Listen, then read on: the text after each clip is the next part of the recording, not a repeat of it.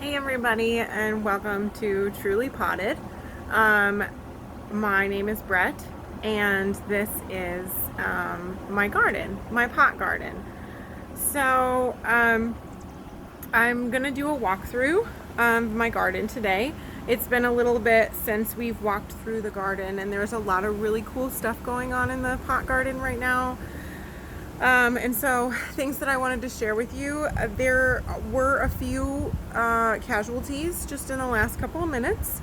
I come into my pot garden every day, and sometimes I spend more time than others in my pot garden, but today, during my own personal walkthrough, I found some caterpillars that were eating some things, and I was distraught. And I took care of and sprayed the things that I could save, and then I had to throw away some of my lettuces, which is so sad. Um, but with pots, that's with gardening generally, but with pots, that's something that you need to do sometimes. So sometimes things go and sometimes things don't. The stuff that, you know, isn't going to go is gone in the compost bin, and it is going to be fine. And I will find lettuce in other places. But yeah, so let's walk through. So I've done a little bit of moving around. This is the pot garden right now. It mostly looks the same. I moved a few pots to different places because of what they needed for sun. So this is looking in one direction. And so let's just take a look at the things, shall we? So the lettuces were in two places, and I found that like all the caterpillar eggs were in one, or were only like on lettuces for whatever reason. So I was going to take this pot and repot my marjoram in it anyway, but now there's less in it, which is great. This used to have lettuces and now it doesn't. I'm going to let it dry out a little bit, and then we'll repot tomorrow. And then we'll put the thyme in the pot that the marjoram is in, because the thyme doesn't need as much space. Nasturtiums are doing really, really well. I just picked some of the ones that weren't looking so good, so they look a little bit like they're sorry or something. You know, they've kind of turned a direction. So they look a little bit funny right now, but I moved their pot and I fertilized them, so they've just kind of like turned over. Mexican mint tarragon's looking really pretty. Some really gorgeous flowers on there. Normally I would pick the flowers off for growth purposes, but I just loved those little deers, so I left those there. Geranium is coming back from his stump. So I had a stump of a geranium, and so now I'm just seeing what happens. Chocolate mint is just doing really, really well, and I'm excited about chocolate mint. So yesterday I was out here, and I was doing some things with my pots, and I took one of these little leaves and I started munching on it, crunch, crunch, crunch. And this mint is like very, I want to say like wintergreeny, and so it makes you salivate, and it makes you have to lick your lips. So I licked my lips, and I went inside, and the mint flavor was gone.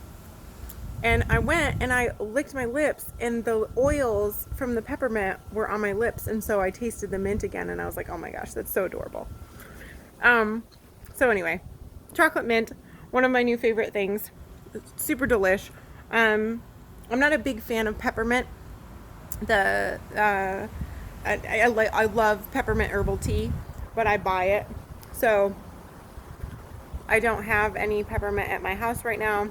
I prefer mojito mint, or some people call it spearmint, in my smoothies and things, but this one is just like kind of decadent, and it's got that nice oil. So now I'll try to get the oil on my lips for later so I can taste it again. Tomato times. Ready for it. Tomatoes. Okay. So these are my tomatoes.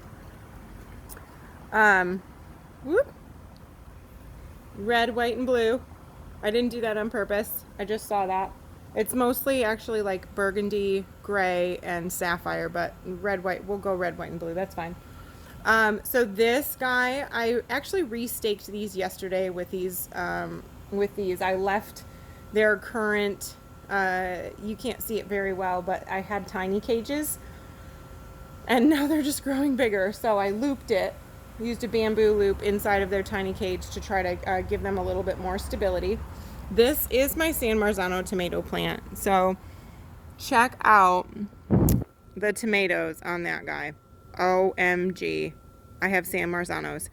Now, if you guys have watched my videos before, one of the things that I've mentioned about the San Marzano plant is that the reason why I'm growing it is not so much so I can have San Marzano tomatoes, because I know that our climate is very much different than San Marzanos.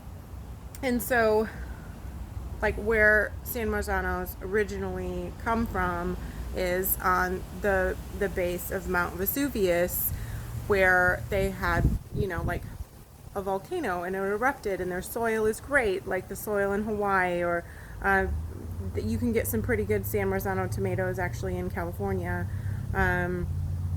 But their soil is so fertile and so lovely, and I wanted to connect myself to that a little bit. Like, I might not be able to grow the best San Marzano tomato, but I was like, oh, you know, that would be kind of fun. And so as they're growing, and they're just getting these plump little booties, which is so cute, that the shape is just adorable. As they're growing, I just feel more and more elated that I even tried doing a San Marzano tomato, you know, for me, and because I love food. So the next little guy here is really exciting. These are sweet 100s. So these are tiny little red tomatoes. You can see them through there, and they are all over the place. I mean, they're over there, coming in hot there. There's just tiny tomatoes everywhere your eye looks. There's some there. And they're just growing super well. Yesterday, you'll notice maybe in front of the camera, there's some netting, and I have yet to figure out the best way to net this. Right now, the net stops right there, and that's not quite useful. So I'm gonna work on that a little bit tomorrow, I think. And then this is called a black crim. So this is my heirloom tomato I'm trying this year. And you'll also notice he's got a couple of marigolds, a couple of dead marigolds in there, and that keeps some of the bugs at bay. But we've got a couple of little black crims. Check that guy. He's got a big old, he looks like a tiny pumpkin, and it just feels like magic. And then these flowers are just wicked. I love the look of these flowers. They actually look a lot like borage. The herb, but they're just so pretty. So my tomatoes are doing really, really well. Excited about it. Definitely going to work on more netting so that we can try to keep some tomatoes for me, and less for the birds and the squirrels. That's my goal. More for me, less for the birds and the squirrels. Maybe a few for them, but more for me. So then as we go around, bell pepper plant with a zinnia and a spike in the back, but the zinnia is actually great. So what I love about the fact that the zinnia is in there is that it's actually, when I notice that it needs to be watered, is when the zinnia is sad. So my problem that I had last year with my pepper is I overwatered it, and then it like dried out. So it like root rotted, and then it dried out, and I didn't get any peppers last year. And so the zinnia is almost like my tell plant. So I don't water the pepper until the zinnia tells me that it's dry. And the zinnia tells me that by looking super weepy. So I didn't plan that ahead of time, but I'm really excited about it. So the next one's a bell pepper. This one is my jalapeno plant. I used one of my jalapenos already. There's another jalapeno right there, and another little guy down there. Lots of new guys, more over here. Excited about having all of the jalapenos. Parsley's still good, doing well. thyme actually has little flowers on it now. Normally I would cut these back, but I think the flowers are gorgeous, and I don't really use this in cooking very much. So this thyme is really, really woody, and I don't prefer the flavor so much. I like the lemon thymes that I have. This is a creeping mother thyme, and the flowers are actually the tastiest part of it that I've ever had. I'm really excited. They're beautiful. They'd be great in a salad. It's almost like a thyme with like a minty, definitely like herb, super herbaceous, almost to the point of like a horseradish, like just kind of a really bright herbaceousness. And so I actually like that better than the thyme. So I'm really excited that it flowered this year. Marjoram is going cray. So we've seen marjoram a couple of times on our walkthroughs, and it just keeps getting bigger. I keep cutting it back, and it just keeps getting bigger again. And it's actually getting woody near the stems, which I'm not too worried about, but he needs more space. He is growing out of this pot and around the back.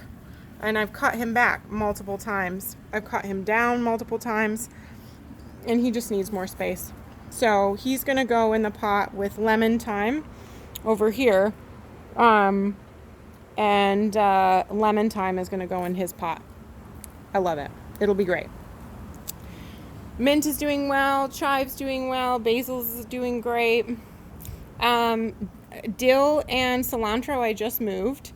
They're both not doing very well. They got super dry and I didn't water them. And so cilantro actually went to seed a little bit. So I just cut him back, hoping that we can save a little bit of cilantro for another day.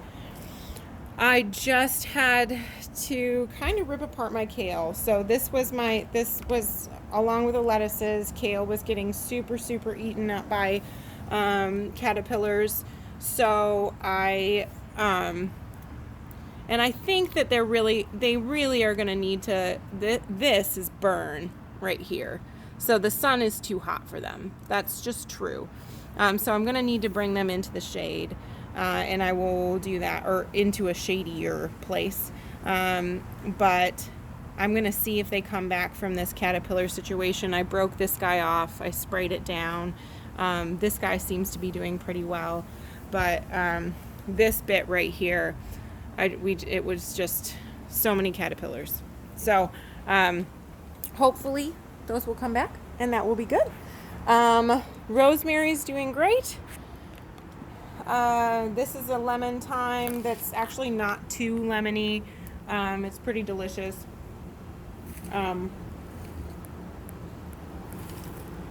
Actually, I lied. That's super lemony. Delicious, but quite lemony. But see, the lemon comes at the front.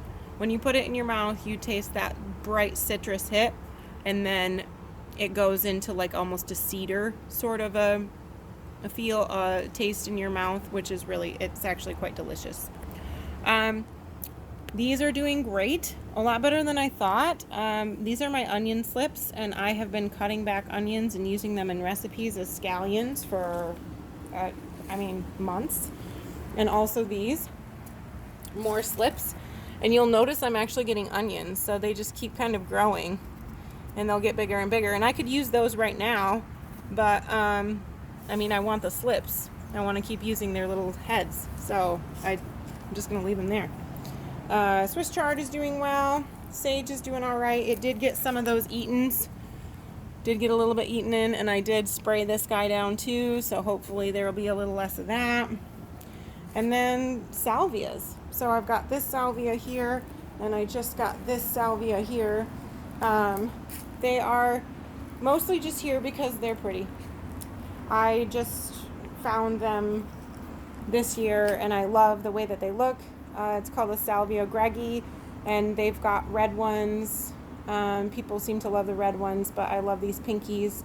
That one's a little bit of a lighter pink, you'll notice, and this one's a little bit deeper. And I just think that they're super pretty. I somehow ended up with two of them. So I put them in matching pots. I don't know where they're going to go yet, but I'm okay with that. Ooh, bay tree. For those of you who watched my bay tree video, he is growing. I know it's difficult to see, but it does exist. He's got a new leaf, which is really exciting, and a tiny little bud sort of situation there. We're pretty big fans of that. And then my last little plant situation is this elephant ear, and he's doing super well too. I'm a big fan. So, you know, he's just a celebration. I just absolutely love these. And I just got some bulbs to try out for the front. I'm excited to try them out in our front yard, in some kind of partially shady spaces. And I'm gonna spin him because I think I think he might be edging toward the sun. I'm not really sure, but he does tend to lean. So, but just look at this. Isn't that crazy? Look at that.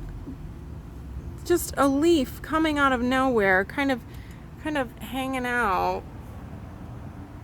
Just hanging out like in the inside of something, all wrapped up, and then it comes out and it just looks like one of these big old loving hearts, you know? I just freaking love them. Love them. So I'm excited to have a couple more out in the front.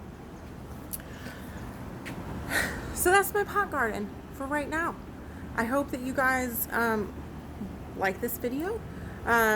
If you do have a garden, or if you don't have a garden, if you don't have a garden and you want to know where to start, find yourself a pot and something to put in it. And if you can watch my videos on how to pot new friends. I did the bay, my bay tree, and that's how you pot new friends. And I'm gonna do a repot on this marjoram, which really, I mean, anything that you buy is going to be a repot unless you're starting from seed, and you can do that too. So pots are a great way to start. You noticed that I have a caterpillar issue. I'm working through it, but some of the things I just end up, the great thing about a pot is if you empty it out in the compost bin, you just start again. Or you can bring it down to a manageable level, treat it, and go on from there. I'm excited to see if my kales come back or not, and if I can keep the caterpillars away. If not, then I will know that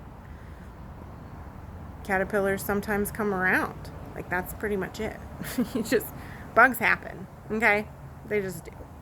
So I'm working on that at this moment in time. So like I said, if you have a pot and you have a plant and you want to put it together, let me know. It's a great way to start a garden. It's an excellent therapy. When I come out here, quarantine is cray and opening is also cray. So you would think that like opening would be an elational experience, but it's not as much. Either way, when I walk out into my pot garden, I remember who I am, but also forget what I'm worried about, and I like that a lot. So, and I hope that for you, that you have something that's like that. If you want it to be a pot garden, like I said, just start with one pot and one plant and work your way up from there. Full disclosure, it can be kind of an addiction. Not saying I have an addiction, but it can be really like you want to try the more things, especially when you succeed and when you get your first little victuals, when you're able to eat from your garden for the first time, or when you feel that moment of just a sigh of relief for the first time, doing something that you know that you love and where you know you fit. It's a good feeling. So I hope that for you today. If it's gardening, keep watching. If you have questions, let me know, and I will talk to you guys another time.